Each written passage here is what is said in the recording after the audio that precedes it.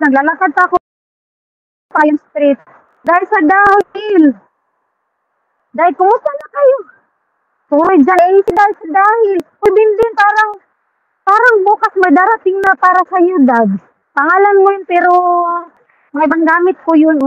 Pero nandun naman yung ginis mo.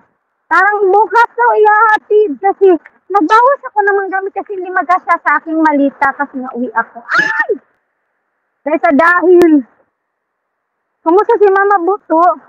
Grabe din yung ano dyan, oy. Ay, naku.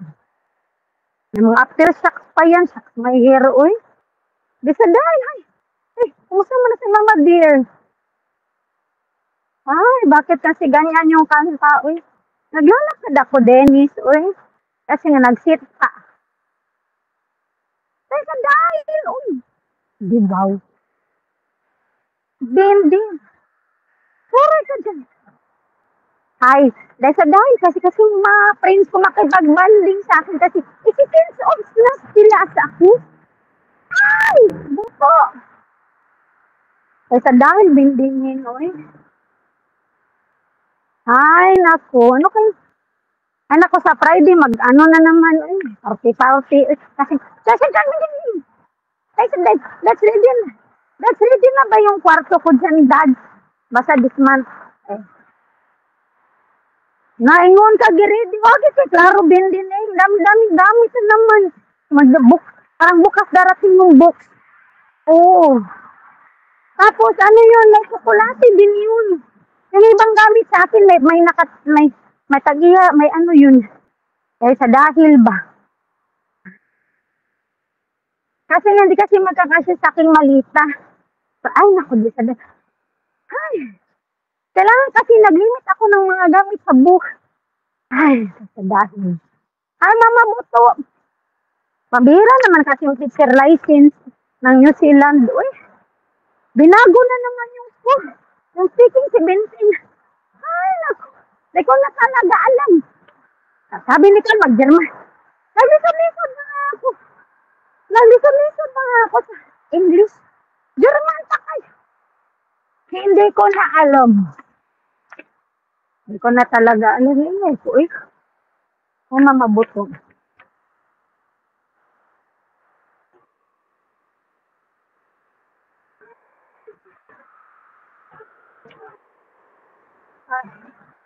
Kasi dito sa Australia, pag wala kasing sunlight, malamig-lamig, parang naka-on yung aircon. Kaya ganyan yung suot ko. Pag umaga naman, mahitinit siya, tapos mahangin siya na malamig. Kaya ganito, naka-long sleeve ako. Ganun. Ay, Mama Buto. Ay, naku. Balik na naman ni Singin, manong trabaho. Hindi ko na alam kung paano ibabudget yung Kapirahan Street. Ay, dahil sa ng pamumuhay na ito. E di wow. Ganun. Ay. Baka bukas ka darating sa Tuesday, okay? Ilis mo na kita, baka tatawag kayo. Basta yung ibang gamit doon ay ako nang bahala. Ngayon ka doon na pangalan sa iyo. Kayo yun. Of course. Ay, naku. Kasi dahil wow. Si Mama dito nagkatulog, oy. Dad, okay lang ang bahay mo, Dad. Hindi ba siya na ano sa mga 666, Dad? Ah, then, sige. Ang gabi-gabi pala nagpatugtog mo ng music. Uy, gabi-gabi na, uy. Advance kasi kami ng 2 hours dito. Gibing. Hi, Mama, Dad, bless you. Natulog ka na, Buto! Naingay ko talaga dito. So, uy, yung kahapon ba? Pag pumunta kami sa marami ding mga bakanting lote. Tapos yung tao lang ay mga horse. Andun yung horse. Tapos andun yung cow. Hindi ko na lang nabidyohan, uy. Malayo-layo kasi yung tuhong ba. Almost 2 hours yun. Sakay ako dun sa kapitbahay natin taga Bugliono kasi dito na siya. Marunong na siyang mag-drive. Ay, naku. Dahil sa dahil. Naingay ko talaga, uy.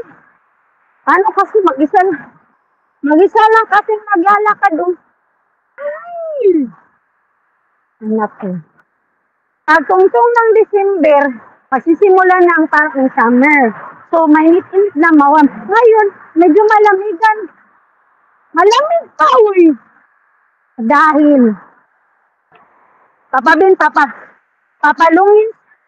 papalungin ko muna. Eh di wow, papalungin ko muna. Eh sa dahil kasi love you. Kasi naglalakad ako from bus station. Ang pamasahe sa bus, 50 centavos. At malayo-layo pang destination, 50 centavos lang naman yun.